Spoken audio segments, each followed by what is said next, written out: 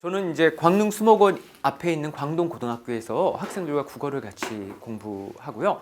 학생들하고 책 읽기 교육을 이제 교사가 돼서 몇 달 지난 다음부터 쭉 해왔습니다. 책 읽기 교육을 하게 된 계기는요. 제가 교과서를 갖고 이렇게 수업을 하는데 착한 학생들만 교과서를 잘 따라오더라고요. 그리고 나중에 착해질 대기만성형 학생들은 제가 교과서로 대학에 배운 대로 이렇게 가르치니까 일주일이 지날 때마다 4~5명씩 정신을 잃었어요. 그래서 교사가 돼서 한 2달쯤 지나니까 정말 한 7~8명 빼고 다 정신을 잃고 있어가지고 제가 되게 부끄러웠어요. 그리고 수업을 하다 보면은 누가 이 교실 복도 옆을 지나가면서 제가 수업하는 교실을 들여다볼까? 이제 무서운 이런 상황이 됐죠. 그래서 그러다가 나름 이제 살 길을 찾으려고 한 게 책 읽기 교육이었어요. 저는 처음 교사가 돼가지고 상업계 학생들을 가르쳤거든요. 그 학생들에게는 제가 가르치는 국어가 그렇게 관심 과목이 아니었어요. 저희 선배 선임들도 송 선생 이 친구들은 국어 시간에 특별한 기대를 하지 않으니까 좋은 인생 얘기를 해주고 그냥 잘 어울리다가 오면 되지 이렇게 얘기를 했는데요. 그 말이 무슨 얘기인지 못 알아듣습니다. 신입교사는. 그래서 그걸 어떻게 어울려야 되는지도 사실 모르겠고 그러면 고지고대로 이 대학에서 배운 대로 교과서를 가르치게 되는데요. 그럼 학생들은 사실 되게 재미가 없습니다. 제가 그 교사가 돼서 2달이 지난 다음에 깨달은 거는요. 대학에서 저한테 가르쳐준 내용은 이상적인 학습자들을 대상으로 한 방법이었구나 이런 거였습니다. 그 당시 교과서에 그 앞에 머릿말, 일러두기 이런 걸 보면은요. 한글로 된 책이기 때문에 교과서가 굳이 수업 시간에 읽을 필요가 없다고 했어요. 집에서 읽어오고 수업 시간엔 교사와 이렇게 같이 상호작용하면서 활동을 하면 된다. 수업 시간에 읽는 건 낡은 교육 방법이다. 뭐 이런 식으로 써 있었는데요. 그래서 학생들한테 집에서 읽어오고 수업 시간에 활동을 하겠다고 했습니다. 읽어온 학생은 7명밖에 없었어요. 그리고 안 읽어온 학생들을 제가 확인하고 이렇게 혼내고 이렇게 읽어오라고 타일내는 게 더 시간이 많이 걸렸고 그게 너무 힘들었어요. 그래서 그렇게 몇 번 한 다음엔 수업 시간에 그냥 읽었습니다. 그게 더 빨랐습니다. 그리고 제가 학생들을 가르치면서 어려웠던 건 제가 뭔가 하라고 이제 토론을 이렇게 시켰는데 어제 저녁에 본 드라마에 대해서 대화를 하는 거예요. 그리고 저기 왜 그래 이렇게 하면 잠깐 토론 내용을 하다가 제가 저쪽 가면 다시 드라마 얘기를 하고 이럴 때 어떻게 해야 되는지를 가르쳐 주지 않았어요. 그리고 집에서 읽어라고 그랬을 때 안 읽어온 애들한테 어떻게 해야 되는지 못 배웠고 그리고 수업 시간에 뭘 하라고 그러면 딴짓을 하고 딴짓을 하는 애를 보고 눈치를 주면 같이 애도 저한테 눈치를 줄 때 어떻게 해야 되는지 선생님 그냥 적당히 하시죠. 저는 그냥 두시고 이렇게 얘기하는 애한테는 어떻게 해야 되는지 이런 걸 되게 못 배웠어요. 그래서 그렇게 이제 상처를 받기 시작하자 삐뚤어졌어요. 원래 잘하려고 하다가 자꾸 상처를 받으면 사람이 버립니다. 그래서 삐뚤어지면서 어떤 행동을 보였는가 하면은요. 제가 학창 시절에 배웠던 선생님들이 삐뚤어질 때 모습을 제가 그대로 재현하더라고요. 다 나와 이러고 빗자루 갖고 와서 애들이 이제 회초리를 대고 그렇게 회초리를 대다 보면은 되게 충격을 받게 됩니다 스스로. 저는 사실 성장하면서 몸이 그렇게 튼튼하지 않았기 때문에 남을 이렇게 괴롭힐 체력이 안 됐어요. 그러니까 체력이 안 돼서 남을 괴롭힐 수가 없었고 법을 어길 수가 없었어요. 힘이 없었기 때문에 늘 법을 잘 지키고 친구랑 사이좋게 지내고 사이가 나빠지면 제가 손해일 수밖에 없었거든요. 그래서 법 없이도 살 사람이라는 얘기를 늘 들으면서 이렇게 순둥이로 살아왔는데 어느 날 제가 학생들을 때리는 사람이 된 거예요. 그게 되게 놀라웠습니다. 그리고 이게 몇 번 때리다 보니까 되게 익숙해졌어요. 그러면서 그런 자신을 확인하는 순간이 옵니다. 그리고 돌아보니까 제가 사람을 치는 사람이 됐더라고요. 그래서 교사가 될 때 사람을 때려야겠다 이런 마음을 먹고 교사가 되는 사람은 극히 드물잖아요. 삶에 우환이 있다고 그래서 사람을 때리려고 교사가 되거나 이거는 거의 찾아볼 수가 없잖아요. 되게 그게 충격이었어요. 그리고 왜 이렇게 됐나 이렇게 생각도 하고 그리고 그거를 계속 합리화시키려고 이제 제 마음이 애를 쓰더라고요. 그때 합리화시키는 거를 결국 실패했는데요. 실패한 이유는 나이가 50대인 지리 선생님이 계셨는데 그 여선생님이 우리를 때리지 않았던 게 되게 자꾸 기억이 났어요. 여선생님은 힘이 세지도 않았는데 우리를 큰 소리도 안 쳤는데도 우리들이 대충 말을 들었어요. 그 한 분의 존재가 저를 합리화하는데 굉장히 걸림돌이 되더라고요. 그래서 그 지리선님은 안 때리셨는데도 그 선생님 몇 마디 하면 우리가 약간 되게 미안함을 느끼고 때로 약간 죄책감을 느끼기도 했어요. 그래서 결국 그 지리선님 한 분 때문에 저는 이제 안 때리는 사람이 나중에 됐고요. 그 경험을 겪으면서 제가 좀 생각한 건 한 인간이 한 사람이 살다 보면 좀 삐뚤어지기도 하는데 삐뚤어지다가 제정신을 차리는 데는 한 2명 정도의 괜찮은 선임이 있으면 되는구나 이런 생각을 했습니다. 세상이 돌아보면 생각보다 박력이 넘쳐가지고 늘 상처투성입니다. 잘 지낼 것 같이 동료끼리 상처를 주고 삐뚤어질 계기가 참 많은데요. 그래도 괜찮은 사람이 주변에 2명 정도 이렇게 기억에 남아 있으면 그 사람이 어떤 좀 정화하는 힘이 있더라고요. 그래서 저는 제가 학생들하고 책 읽기 교육을 하면서 뭐 이렇게 그 야생성이 넘치는 세상에서 서로 막 상처도 주고 막 이러는데 책 몇 권 읽힌다고 해서 뭐 애들이 달라지겠냐 뭐 이런 생각이 들기도 하는데요.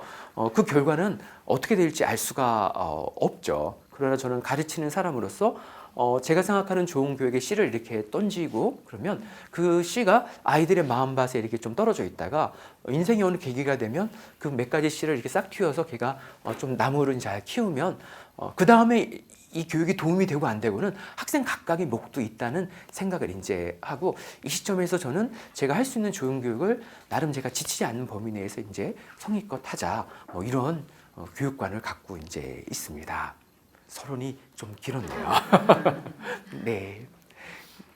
그 학생들한테 책 읽기 교육을 하는 거는요. 일단 저의 실패 사례를 고백하는 걸로 시작하겠습니다. 처음에 훌륭한 책을 학생들한테 강제로 다 사게 했어요.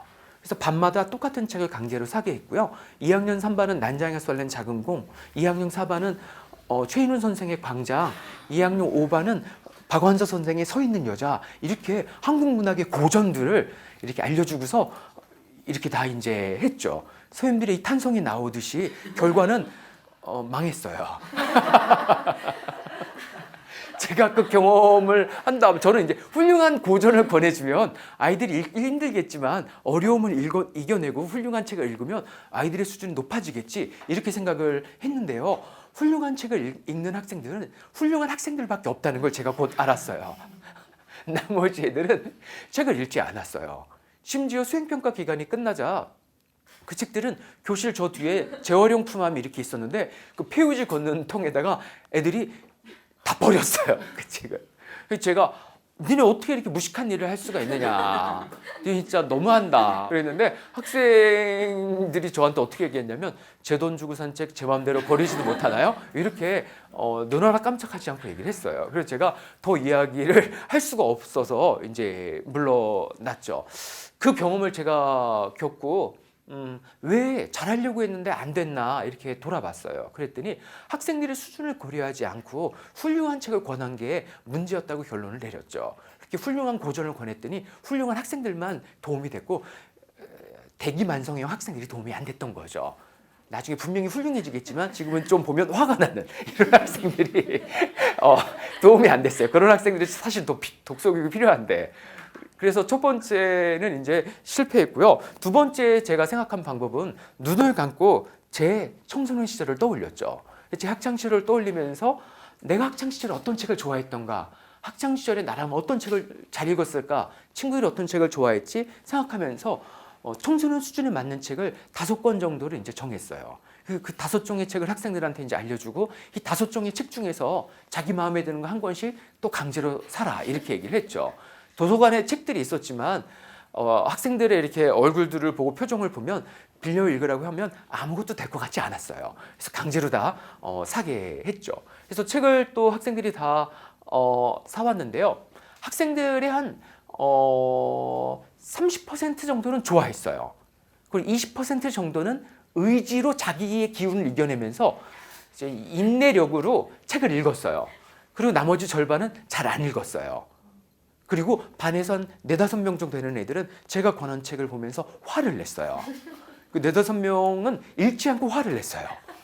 그 책이 있으면 제가 권한 책을 이렇게 만지기만 해도 화가 난다고 이렇게 얘기했어요. 그런 애들이 뭐 읽고서 화를 내야 제가 이렇게 상대를 할 텐데 읽지도 않고 만지기만 하면 화가 난다고 그래가지고 제가 되게 어려웠죠. 그래서 그런 애들이 어떤 애들인가 제가 이렇게 봤더니 학창 시절에 저와 기질이 되게 이렇게 먼 아이들이었어요. 그래서 그런 애들이 선생님 권한책 재미없어, 선생님 권한책 재미없어 이렇게 험담을 하고 다니니까 금방 그 4명이 5명, 6명, 7명이 돼가지고 5명, 7명쯤 되면 교실에 저기 어두운 기운이 느껴집니다. 그래서 제가 뭔가 얘기하면 걔네들이 어두운 표정을 짓고 있고 예의상 말은 안 하지만 기운을 뿜거든요. 그러면 그게 굉장히 마음이 무거워집니다, 교사가. 그래서 그 일을 겪으면서 제가 이제 알게 된 거는요. 교사가 마음을 써서 청소년 수준에 맞는 책을 권하면 상위 30% 학생들이 잘 읽는 책이 되는구나. 이런 걸 알았어요. 그래서 운명적으로 그렇게 됩니다. 그래서 교사 선임들이 청소년 권장도서를 이렇게 만들어서 한 5권 정도 목록을 정하면 거의 50% 정도의 성공을 거두고 나머지 절반은 그 책들을 잘 안 읽게 됩니다. 이게 제가 겪은 2번째 시행착오였습니다.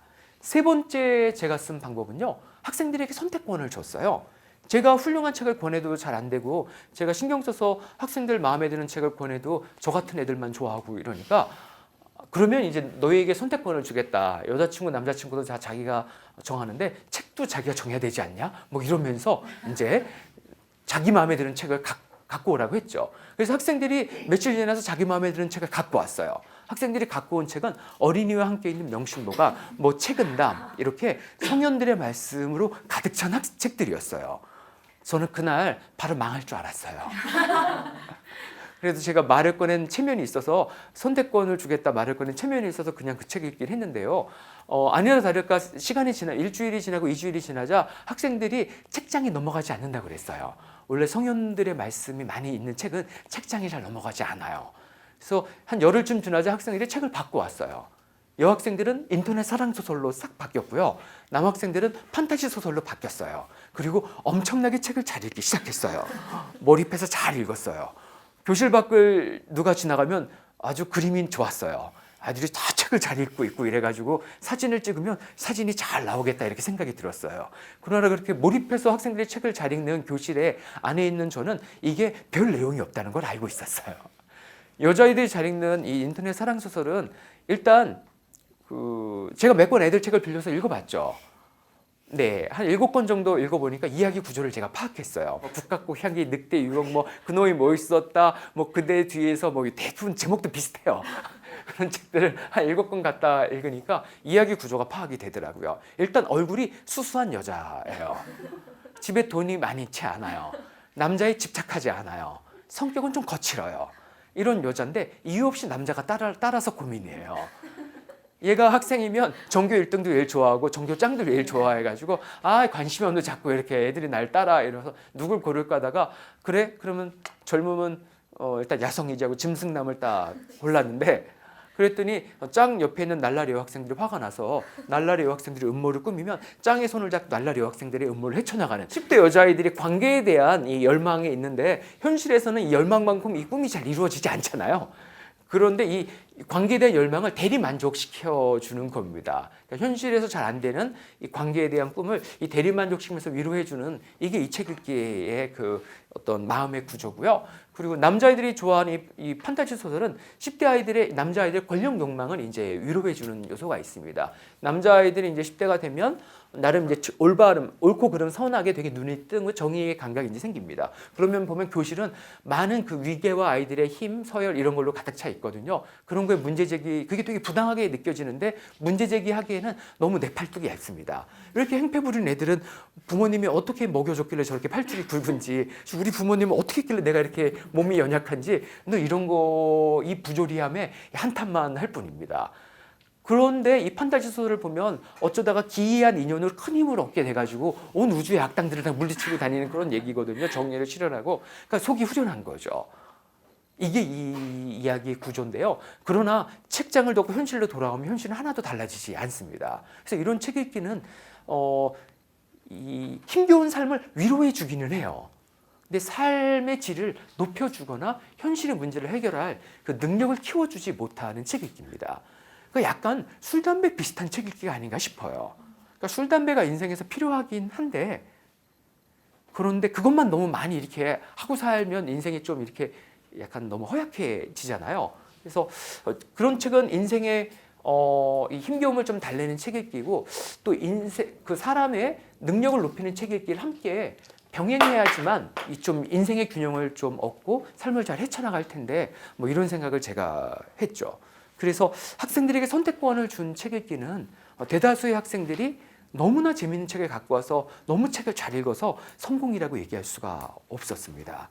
그래서 저는 안 읽을 권리가 있다, 책을 안 읽을 권리가 있다 이런 말들이 가끔 지성과 교양이 넘치는 분들인지 하시는데 교실 내부의 현실을 좀 모르고서 하시는 말씀이 아닌가 이런 생각을 사실은 좀 합니다. 와서 아이들하고 좀 지내면 안 읽을 권리는 과하게 누리고 있다는 걸 금방 확인해서 굳이 그런 선언을 할 필요는 없을 텐데 이런 생각을 이제 합니다. 네 번째는 제가 머리를 썼어요. 도서관으로 학생들을 데리고 갔습니다. 그리고 여기서 자기에게 도움이 되는 책을 골라 읽으라고 했어요. 도서관에도 판타지 소설과 재밌는 연애 소설들이 있었지만 그 권수가 제한돼 있었어요. 그래서 어느 한 반이 와서 그런 책을 쏙 가지고 가면 그래서 한 반이 희생양으로 좀 망치면 다른 반들은 뭔가 배우지 않을까 이렇게 생각을 했죠. 그래 희생양이 필요할 때가 있지. 그래서 평소 저한테 상냥하게 대하지 않았던 상냥하지 않았던 박 선생 네 반을 희생양으로 삼으려고 제가 했죠. 그래서 박 선생 소심한 복수를 해주지 이렇게 해서 박 선생 네 반을 제일 먼저 도서관으로 데리고 와가지고 너희가 제일 먼저 선택권을 가져 너희가 제일 선택권이 많지 이렇게 얘기를 한 다음에요 아이들에게 책을 고르게 했어요. 그랬더니 아니나 다를까 아이들이 딱 판타지 소설 그 다음에 사랑 소설로 싹 그런 책을 가져갔어요. 그래서 박 선생 네 반은 애들은 엄청 재밌어 했지만 사실 별로 배우는 게 없었어요. 그런데 문제는 제가 잘해주려고 했던 이 선생, 문 선생, 김 선생, 전 선생 네 반도 다 망쳤다는 데 있어요.